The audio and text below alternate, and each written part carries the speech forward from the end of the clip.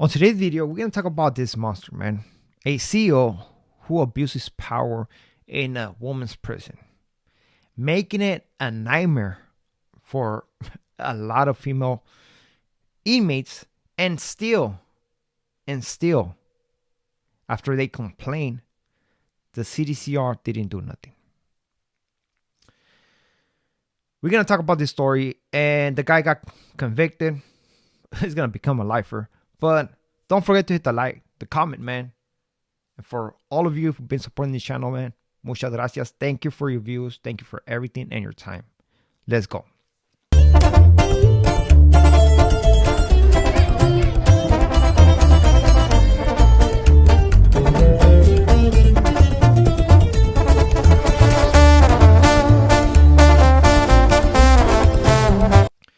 What is do, my raza? Your boys coming through once again with a new video. And on today's video, we're going to talk about this officer by the name of Gregory Rodriguez, right? Who started his career in 1995, and he retired now. He didn't get fired. He retired in 2022. So what's up with this guy? Apparently he was working in Chowchilla. I believe the name of the prison is Central California Women's Facility. But us in California know it as Chowchilla, right? So in 2014, if I'm not mistaken, there was a report by an inmate, that a female inmate who basically accused this officer of abusing her, right? So what does the administration or the captain, so whoever was in charge of it, do, right? Well, she got sent to ADSEG, basically to the whole segregation by herself, like a punishment, right?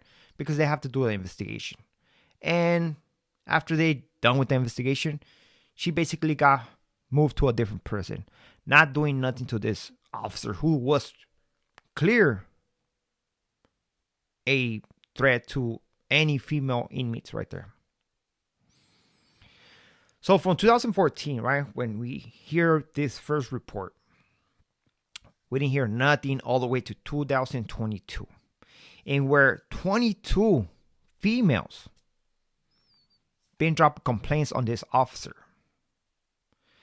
And basically around this time, with the pressure, basically his people were like, hey man, you're going to be done. So they gave him the option to retire instead of being fired right there and then. And then investigating the issue. There's 22 inmates accusing this guy, man. So it was a cover-up by that administration. Whoever was in charge of the captains, the lieutenants, the wardens, whoever's in charge of the prison. That was their cover-up. So eventually, old boy got charged with 97 counts, right, of abuse. And just this past week, he got sentenced and got found guilty of 64 charges. So out of those 22 female inmates, only 13 went to court, pressed charges, right? Because they're not claiming the other, they're just saying 13. And based on these 13 inmates, they brought up all these charges, right? But we see right here how the system, man, works in favor of those officers. Trip on this. It's said that from 2014 to 2023, there has been hundreds of complaints of abuse in the prisons in California when it has to do with females, right? And out of that year and those many complaints, only four officers have been terminated, fired. Only 4 officers. Can you see how the state is protecting these monsters? You just have to imagine this, man. That those females, yeah, they committed a crime, but at the end of the day, there's somebody's daughter, there's somebody's wife, there's somebody's mom. And for them to go through this stuff, and at the end of the day, when they complain, the system don't do nothing about it. That's ludicrous. So, oh boy, Mr. Gregory Rodriguez, who's 56 right now, is going to do life, yes. But I believe that whoever was in charge of that administration, whoever was in charge of the investigation, whoever knew about these cases should be charged as well and fired. All that, let them retire and get their benefits, their pay, because if they were to get fired, they don't get their benefits unless they retire, right? So it's funny how this system works, and all for what? For the favor of the green, even though they are on the wrong. Not everybody, but these monsters, right?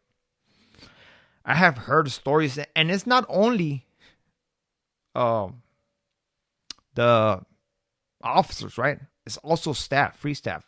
But I have heard stories, man, of officers, right, who work in chowchilla in a female's prison for so long, and then eventually out of nowhere they just quit. They make their own excuse. Oh, I probably didn't like it or whatever, and they eventually go and get a different job, but not as a CO no more. Just as a regular free staff. That's suspect. That has something to do with some kind of weird stuff. Let's just be honest. But again, these people keep being hired by other institutions or within the same institution, but not on the same field. But it's still working for the state. Well, this type of case will be applicable in the men's side of prison? No, most likely not. Most likely not, because it's a whole different ballgame, right? I know that this officer, according to these females, man, was basically making up stuff, talking about, oh, you have some kind of meeting, or they're working for him or whatever, and he'll take them to a place where nobody can see and did his disgusting things. Now, as for a male, I'm pretty sure the male is gonna be like, hey, hold on, man, what's going on right here? Stories, man, and where a male inmate, will do things to a officer or somebody else just so he can get some benefits, right? Let's just say that they do it for get some extra stuff. Basically, this story is not about the guys up there. It's about the guys who are within the institution, you know, the ones who are in charge of these cases and trying to protect their green brothers. On this story, it happened in a woman's prison, and the story was about abuse, abuse. Now, when it happens in the male's prison, it's about brutality, about abuse of power, taking it to that level, unaliving inmates, and covering it up. Hopefully you like the story, man. It's insane, and it just shows a light of the evil people that are out there working in those prisons. Not everybody, but some of them, you know. It gives them a bad look. The same way in how inmates are also the way they are as well, you know.